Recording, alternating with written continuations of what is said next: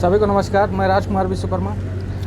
हमारे बीच एक बड़ी शख्सियत RCWF के राष्ट्रीय महामंत्री यानी कि भागवत प्रसाद दुबे जी आज हमारे साथ हैं। और एक पहल यानी कि कहा जाए कि वो पहल जहाँ पर मज़दूरों को लेकर के, ख़ास तौर पर वो मज़दूर चाहे ठेका मज़दूरों की बात करें या फिर उन ड्राइवरों की बात करें जो कहीं ना कहीं पर जो है तो आज दर दर की ठोकरें खा रहे हैं, तो उनके लिए एक लड़ाई तो लड़ी जा रही है एक लंबे अरसे से। पहले भी कहीं ना कहीं पर ये लड़ाई चल रही थी और आज भी चल ही रही है।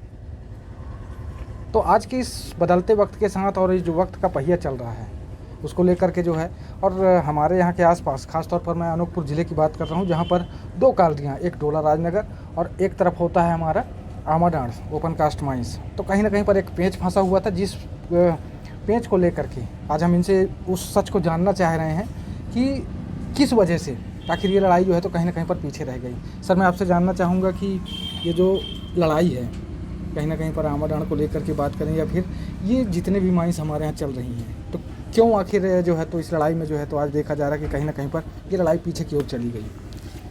सबसे पहली बात तो विश्वकर्मा जी ये है कि ये नियमित प्रकृति के काम हैं और नियमित प्रकृति के कामों को ठेके में नहीं दिया जा सकता। इंग्लिश में इसको कहते हैं पेरेनियल नेचर ऑफ जॉब। जैसे ओवरबर्डन का काम है, क्रशर का काम है, ट्रांसपोर्ट का काम है, ये नियमित प्रकृति के काम है।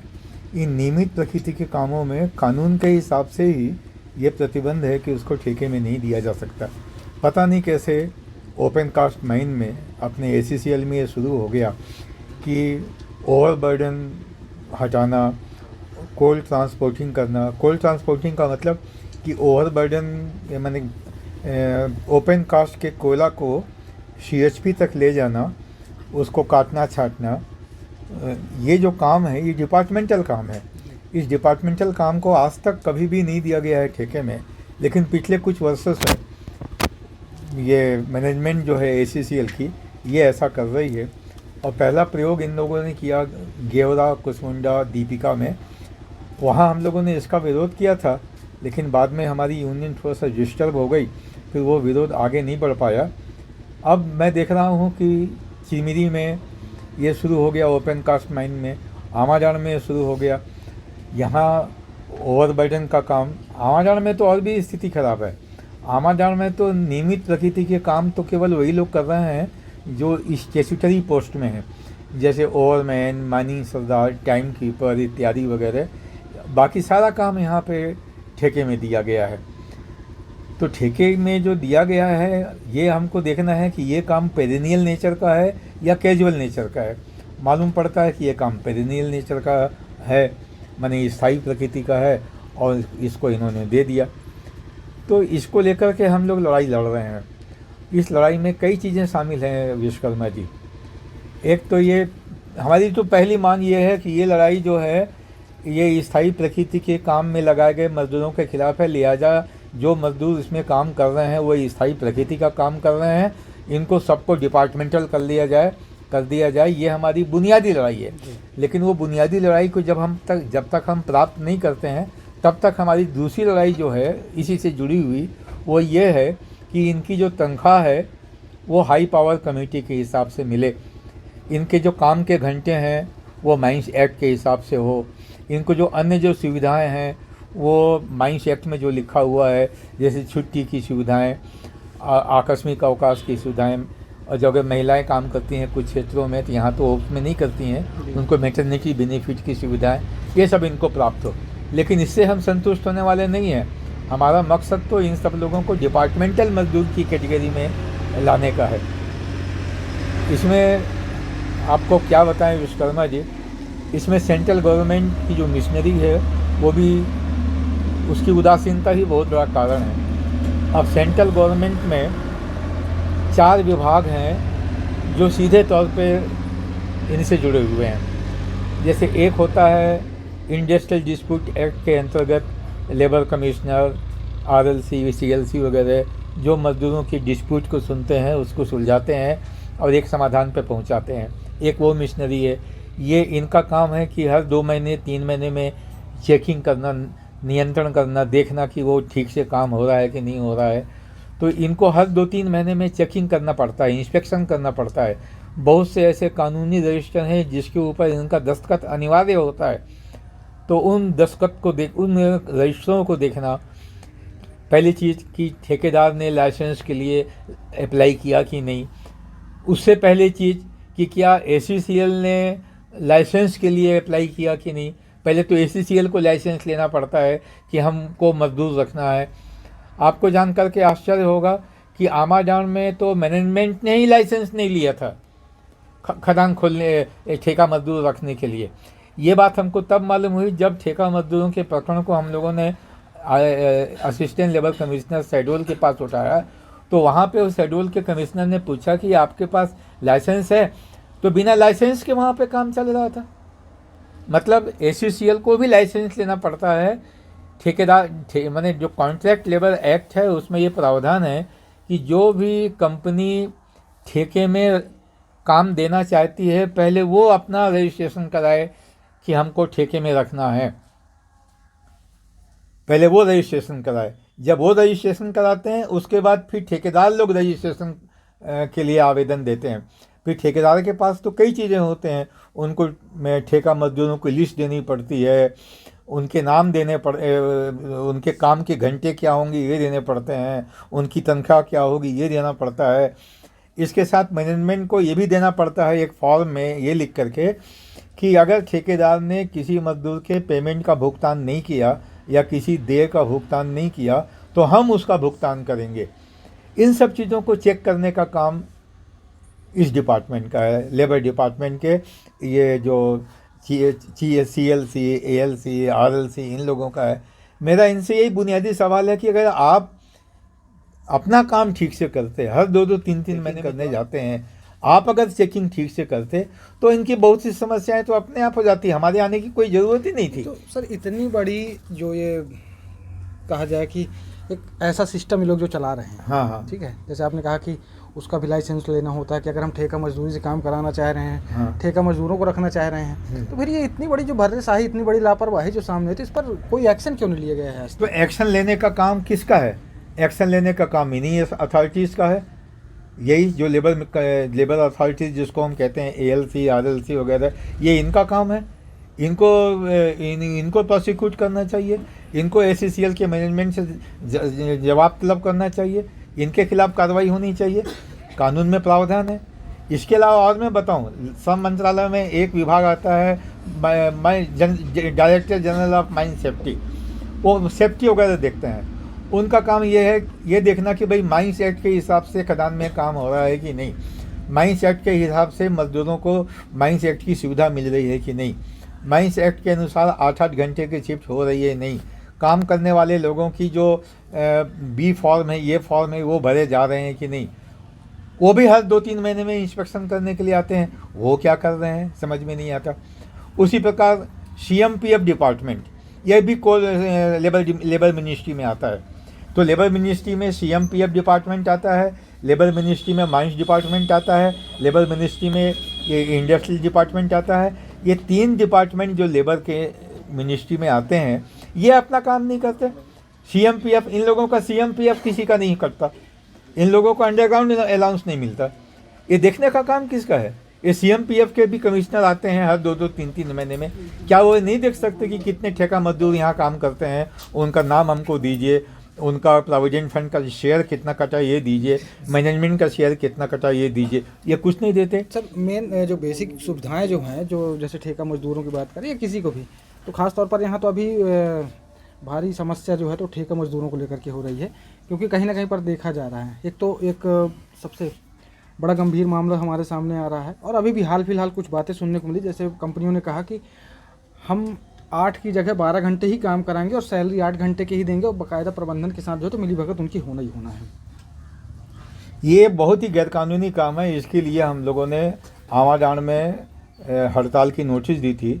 उस नोटिस के बाद में हम लोगों के साथ मैनेजमेंट के साथ में बैठक हुई। बैठक में राजकुमार, यूसुफ और भी साथी थे। हम तो सब साथियों को लेके जाते हैं बात करने के लिए। उनके सामने बात हुई और हमको लिख करके दिया उन्होंने कि हम 8 घंटे की शिफ्ट करेंगे और हाई पावर कमेटी के हिसाब से तनख्वाह देंगे। हमको लिख करके दिया, वो लिखित हमारे पास में है। अब सवाल ये होता है कि जब उसको इम्प्लीमेंट करने का समय आया, इस बीच में खदान बंद हो गया। अब वो जो ठेकेदार जो है उसने भी काम बंद कर दिया।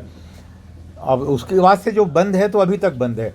अगर काम चलता हुआ होता तो हम देखते कि हमारे साथ जो एग्रीमेंट हुआ है वो लागू हो रहा है कि नहीं हो रहा है। हम लोगों ने तो एक प्रदर्शन वहाँ पे किया था और एक उनको वैधानिक चेतावनी दी थी कि यदि इस दिन तक नहीं किया, एक कोई तारीख हमको याद नहीं आ रही है, वो तारीख हमने बताया था कि अगर ये नहीं हुआ तो हम यहाँ पे काम बंद कर देंगे। उसके बाद उनका खदान ही बंद हो गया। अभी सुनने में आया कि खदान शायद 1-2 दिन में शुरू हो जाएगा। हाँ, तब हम देखेंगे, जाएंगे। वही मैं आपके सामने अभी वहाँ के एरिया पर्सनल मैनेजर साहब से बात किया कि भाई हमसे आप कब बातचीत कर रहे हैं, तो उन्होंने 20-22 को बुलाया है, हमको समय देंगे तो हम जाएंगे और जाकर के जो हमारे साथ एग्रीमेंट हुआ है उसको लागू कराएंगे। ये चीज़ तो हम लोग बर्दाश्त नहीं करेंगे। 8 घंटे की शिफ्ट में कोई कंप्रोमाइज़ हम नहीं करेंगे, उसमें रत्ती भर हमारा कोई कंप्रोमाइज़ नहीं होगा। रहा सवाल वेजेस का, तो वेजेस में भी हम कोई कंप्रोमाइज़ नहीं करेंगे। इसलिए नहीं कंप्रोमाइज़ करेंगे कि कितना कंप्रोमाइज़ करें हम। आज की महंगाई के ज़माने में आदमी को क्या मिल रहा है, इनको मिलता ही क्या है जो हम कंप्रोमाइज़ करें। इनको तो केवल सांस लेने लायक जो पैसा है वही मिल रहा है। ये उस पैसे से ना अपने बच्चों का एजुकेशन कर सकते हैं, कुछ भी नहीं कर सकते हैं। ये केवल जी सकते हैं और जी रहे हैं, बस हो गया। मजदूरी तो ठीक है कि मजदूरी तो मतलब इनको जो हाँ, देना है, हाँ। लेकिन समस्या ये भी है कि इन्होंने 4 ग्रेड बनाए, A, B, C और D। उन 4 ग्रेडों का आपको भी पता होगा कि कुशल, सकुशल, अर्ध कुशल, ऐसे करके जो है ना, इनके सबके अलग अलग रेटेस इन्होंने तय कर रखे हैं। दूसरी एक और भर्रेशाही जो तानाशाही कहा जाए जिसे, कि EPF का पैसा जो मजदूरों का है ना, उसे भी आज ठेकेदार खा जा रहा है कहीं ना कहीं पर। और सबसे बड़ी दिक्कत ये हो रही है कि हमारे जो भी मजदूर साथी होते हैं, जो हमारे मजदूर भाई हैं, उन्हें ये जानकारी नहीं होती कि उन्हें प्रबंधन के माध्यम से क्या क्या सुविधाएं मिली हैं। तो मैं ज़रा उस पर फोकस करना चाहूँगा, कुछ सुविधाएं ज़रा बताने का प्रयास करेंगे। देखिए, प्रबंधन की ओर से देखिए, जो कानून में जो सुविधाएं हैं वो सुविधाएं देने का काम, सुनिश्चित करने का काम प्रबंधन का है। और इन सारे अथॉरिटीज़ का अगर प्रबंधन नहीं करती तो प्रबंधन को सुपरवाइज करने का अधिकार इन लोगों का ही, जो बाकी जो मैंने 3 अधिकारी बताया उनका है। अब ये एक दुर्भाग्य है, ये हमारे देश का दुर्भाग्य है कि जिनको ये काम सजगता के साथ करना चाहिए वो इसको करते नहीं थे। अब जैसे हम यूनियन की बात करते हैं, अपनी बात करते हैं, यूनियन के लोगों को इस प्रश्न को उठाना चाहिए। अब ये बेचारे उतना तो जानते नहीं हैं। अब सवाल यहाँ पे इतनी यूनियन काम करती हैं, किसी भी यूनियन ने तो इस प्रश्न को उठाया होता, कोई तो उठाया होता। यहीं पे हम जो अपनी बिरादरी के लोग हैं, अपनी बिरादरी के लोग से मेरे को थोड़ी सी शिकायत यही है कि उन्होंने ठेका मजदूरों की ओर से आंख मूंद लिया, उनको कोई ध्यान देने वाला नहीं। अभी हम लोगों ने एक संकल्प लिया है RCWF ने कि हम ठेका मजदूरों के बहुआयामी अस्तित्व और बहुआयामी जो तत्व जो उसके साथ छिपा हुआ है उन सबको हम लेंगे। पहली चीज़ कि ये ठेका मजदूर है ही नहीं, ये स्थायी प्रकृति का काम करते हैं। हमारा मूल उद्देश्य है इनको डिपार्टमेंटलाइज कराना। जब तक डिपार्टमेंटलाइज नहीं होता है तब तक इनको जो प्राप्त सुविधाएं हैं वो दिलाना। कौन कौन सी सुविधा? पहली, इनको 8 घंटे की शिफ्ट वो दिलाना। दूसरा, इनको हाई पावर कमेटी के हिसाब से पेमेंट दिलाना। इसी हाई पावर कमेटी में 3 बातें और भी, एक बातें और भी जुड़ी हुई है कि हाई पावर कमेटी ने 4 प्रकार के मजदूर किए रखे हैं। अकुशल, अकुशल, कुशल, उच्च कुशल, ऐसा करके 4 किस्म के रखे हैं। हाँ, 4 किस्म। अब सवाल ये है कि इस चीज़ को तय कौन करेगा कि कौन आदमी किस श्रेणी में आता है। यहाँ पे मैनेजमेंट सभी लोगों को अकुशल श्रेणी में रखती है। ड्राइवर भी अकुशल में और जो क्रशर चलाता है वो भी अकुशल में। कहानी तो आंगनबाड़ी जैसी हो गई ना कि लिस्ट हाँ, होता है कि बच्चों को ये मिलेगा। हाँ, और वहाँ पर भी जैसे हम जाते हैं जब, तो वहाँ पर 4 ग्रेड हमको दिखाई देता है। तो ये हम लोगों ने एक प्रस्ताव पास किया। अभी मैं आपको प्रस्ताव की एक कॉपी राजकुमार इनको दे देना। उस प्रस्ताव में हमने ये पास किया कि जो कॉलेज का जो एग्जीक्यूटिव इंजीनियर है, जब ठेकेदार ठेका लेता है तो कॉलेज का एग्जीक्यूटिव इंजीनियर चूँकि वो मैकेनिकल साइट का होता है तो वो इस चीज़ को जानता है कि कौन आदमी किस कैटेगरी में होगा। तो जो मजदूर टाइप का होगा वो अकुशल श्रेणी में होगा, जो फीटर होगा वो कुशल श्रेणी में होगा, जो मशीन का ऑपरेटर होगा वो उच्च कुशल में होगा, उसी प्रकार ड्राइवर कुशल श्रेणी में होगा। अगर वो ड्राइवर ज़्यादा टन का ढोता है तो वो उच्च कुशल ड्राइवर होगा। तो हमारे यहाँ जो डंपर चलते हैं वो ज़्यादा कुशल के नहीं, वो कुशल के लायक हैं। अगर वो 25 तीन 28 तीन और जो बड़े बड़े चक्के होते हैं जैसे गेवरा में आपने देखा होगा, हाँ, बड़ी वो हाँ तो वो उच्च कुशल में। तो इसको तय करने का काम किसका है? एग्जीक्यूटिव इंजीनियर का। ये हमने प्रस्ताव पास करके दिया है, ये मैनेजमेंट को हम लोगों को करना है, ये मैनेजमेंट इस चीज़ को करे। अब इसके बाद में जब ये हो जाएगा तो मजदूरों को हाई पावर कमेटी, अब ये भी देख लीजिए, हाई पावर कमेटी कोल इंडिया ने बनाया है और ये अधिकारी जो हैं ये कोल इंडिया के हैं। ये पहली कंपनी ऐसी है जो अपने ही बनाए हुए रिपोर्ट को मानती नहीं है। ये इन्हीं का बनाया हुआ है, हम नहीं बनाया है। कोल इंडिया ने हाई पावर कमेटी बनाया और ये असिस्टेंट मैनेजर जीएम वगैरह सब कोल इंडिया के अधिकारी हैं और ये अपने ही बनाए हुए नियम का पालन नहीं करते, तो सरकार के बनाए हुए नियम का क्या पालन करेंगे? ये तो इनके साथ तो बुनियादी गलती है। लेकिन इस प्रश्न को उठाया तो पहला एक ये सुविधाएं उनको मिलेगी 8 घंटे की और तनख्वाह, इसके साथ बोनस मिलेगा इनको अंडरग्राउंड अलाउंस मिलेगा, ग्रेच्युटी मिलेगी इनको, ये सुविधा है। और अभी 18 फरवरी 2022 को राजपत्र में प्रकाशित हुआ है एक चीज़ जो और भी बहुत अच्छी चीज़ है, जो मजदूरों के हक के लिए है, जिसकी लड़ाई हम लड़ रहे हैं। वो ये कि ठेके में परिवर्तन होने से नया ठेकेदार पुराने ठेका कर्मियों को रखेगा। जैसे मान लीजिए अभी आप जेके एसोसिएट में काम कर रहे हैं और ठेका बदल गया 2 साल बाद, अब जेके एसोसिएट के बदले मान लीजिए आनंद कार्बो आ गया, तो आनंद कार्बो आपको रखेगा, जो जेके एसोसिएट में काम करते थे उन्हीं को रखेगा। ये 18 फरवरी 2022 के राजपत्र में ये बात आ गई है। इसको लागू कराने की जिम्मेदारी हमारी है और इसको लागू करने का पहला काम हम लोगों ने चिमिरी में शुरू किया है। चिमिरी में रानी अटारी में जो कोल ट्रांसपोर्ट का काम होता था, पहले जय अम्बे रोड लाइन्स को हुआ करता था।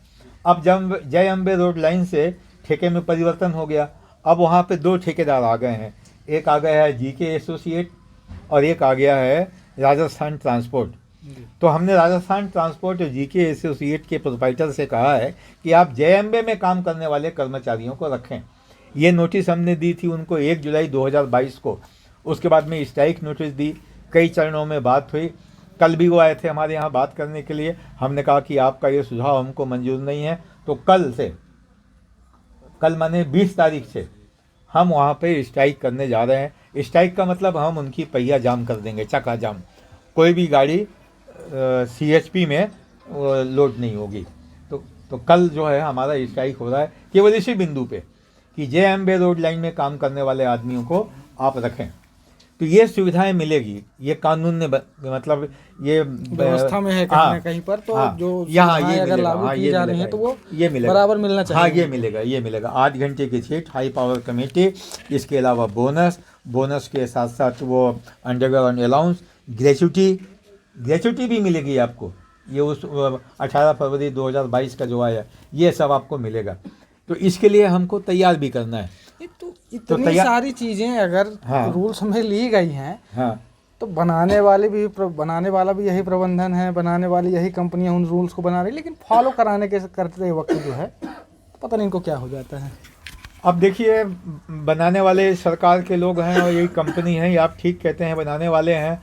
अब इस व्यवस्था में एक ऐसी तीसरी एजेंसी चाहिए जो बनाए हुए कानून को लागू करवा सकती है।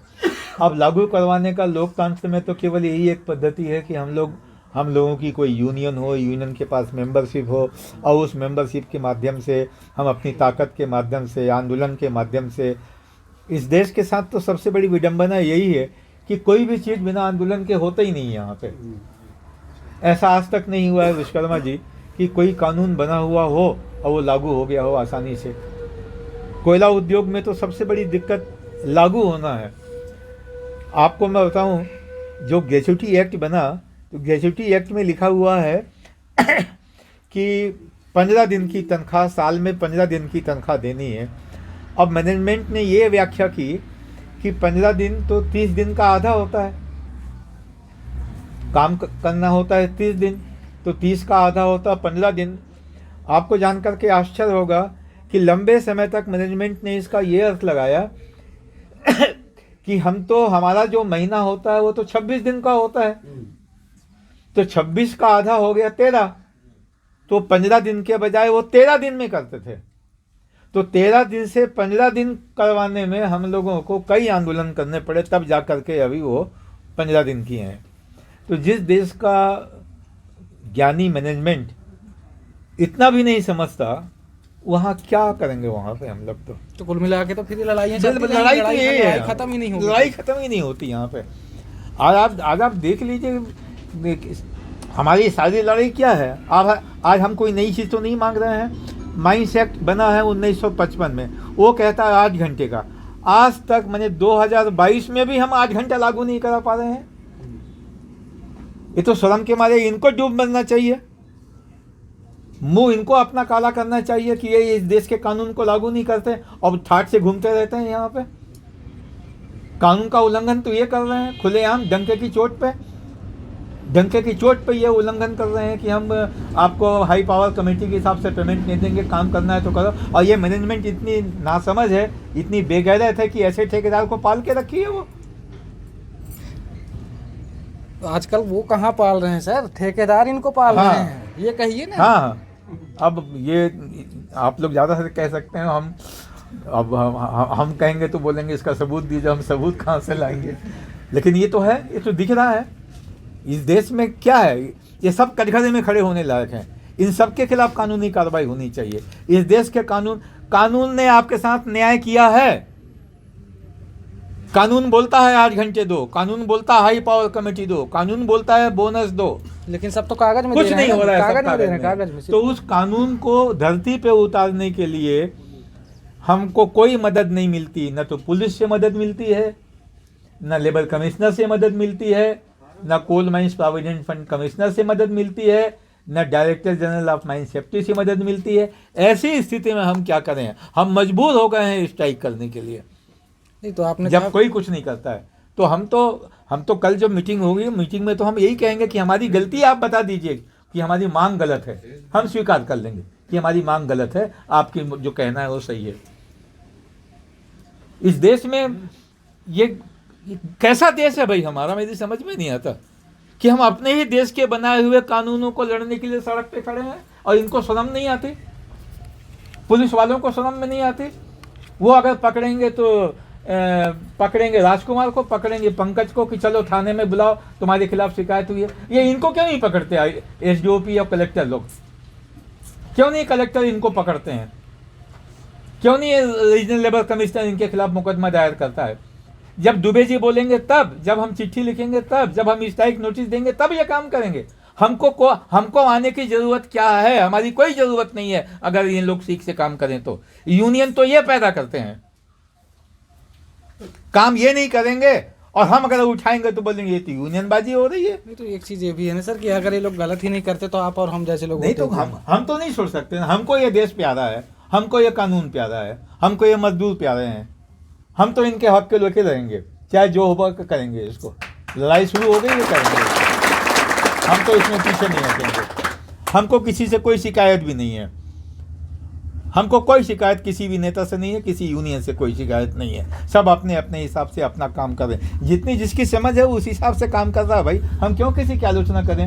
हम समझते हैं कि हमारी समझ इतनी है कि हम उनकी गलतियों को इशारा कर सकते हैं, उनकी गलतियों को बुलवा सकते हैं, उनकी गलती को ठीक कर सकते हैं। हम अपनी कुवत को समझते हैं, हमने अपने अधिकार को समझ लिया, हमने अपने दिमाग को समझ लिया। हमारा दिमाग कहता है ये गलत है, और जब हमने समझ लिया कि ये गलत है तो उस गलत को ठीक करने की जिम्मेदारी हमारी है। हम आपके माध्यम से इस देश के कानून को लागू कराएंगे यहाँ पे। और जो लोग नहीं उठाए हैं तो हम आलोचना नहीं करते हैं, हम इस रूप में लेते हैं कि उन्होंने समझा नहीं है इस चीज़ को। हम ये क्यों कहें कि वो हमारे साथ अन्याय कर रहे हैं, हम ये कहते हैं कि उन्होंने समझा नहीं इस चीज़ को। तो जो समझदार है वो क्या कर रहा है, हम अगर समझदार हैं तो हमको अपनी समझदारी का परिचय देना चाहिए, और हमने परिचय दिया। हमने पहली चीज़ विश्वकर्मा जी, हमने इसको प्रस्ताव की शक्ल दी। आप हमारे प्रस्ताव पढ़ेंगे, आपको बहुत खुशी होगी कि ऐसे ऐसे हम लोगों ने प्रस्ताव पास किए। हमारा बुनियादी प्रश्न है विश्वकर्मा जी इस व्यवस्था से कि जब मैनेजमेंट सारी चीज़ों को ध्यान में रख करके एक लागत तय करके किसी काम को तय करती है, मान लीजिए कोई एक काम यहाँ पे है और उसका कहना है कि ये काम 1 करोड़ रुपए में होगा, जी, ये काम 1 करोड़ रुपए में होगा, तो 1 करोड़ रुपए से कम में टेंडर क्यों स्वीकार करती है? वो क्यों नहीं उस ठेकेदार का टेंडर स्वीकार करती जो 1 करोड़ रुपए भरता है, बदले में ये आश्वासन देता है कि मैं काम मेरी क्वालिटी का होगा। यहाँ पे हम मैनेजमेंट के खिलाफ हैं। हमने ये प्रस्ताव पास किया विश्वकर्मा जी कि अगर आपने ठेका लागत से कम पे लिया है तो ठेकेदार जो पेमेंट करता है तो जो उसको मिलना चाहिए और जो पेमेंट करता है, सुन लो, उसको जो मिलना चाहिए और जो पेमेंट करता है, जैसे आपको मिलना चाहिए 35,000 और ठेकेदार पेमेंट कर रहा है 20,000, तो डिफरेंस कितने का आया? 15,000 का। तो 15,000 का पेमेंट प्रिंसिपल एम्प्लॉयर के रूप में, मुख्य नियोक्ता के रूप में आप पेमेंट कीजिए, क्योंकि आपने कम रेट में टेंडर स्वीकार किया, आप पैसा दीजिए उसको। ये हमने प्रस्ताव पास किया।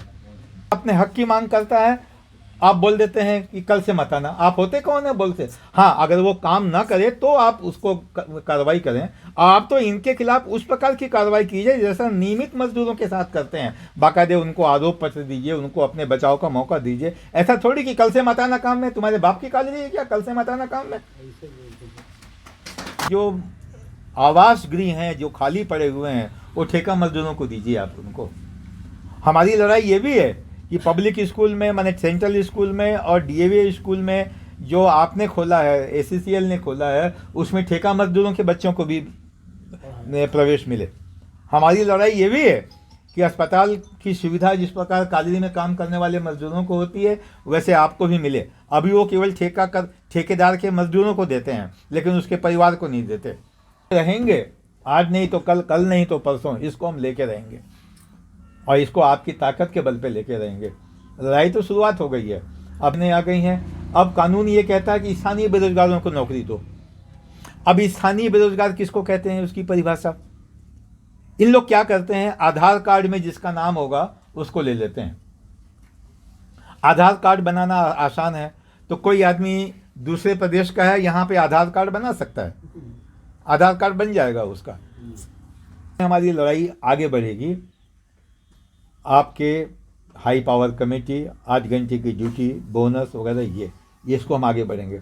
लेकिन हमारी बुनियादी लड़ाई जो है कि ये काम पेरेनियल नेचर का है, स्थायी प्रकृति का है, इसमें काम करने वाले लोगों को स्थायी करना पड़ेगा। ये हमारी बुनियादी लड़ाई है, इसमें हम कोई कंप्रोमाइज़ नहीं करेंगे। दायर करेंगे जनहित याचिका, और जनहित याचिका में इन सारे बिंदुओं को उठा करके माननीय उच्च न्यायालय से मार्गदर्शन प्राप्त करेंगे कि ऐसी स्थिति में क्या होना चाहिए, आप बताएं।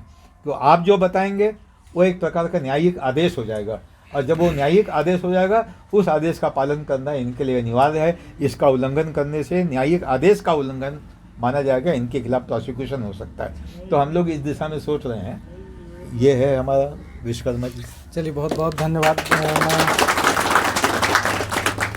तमाम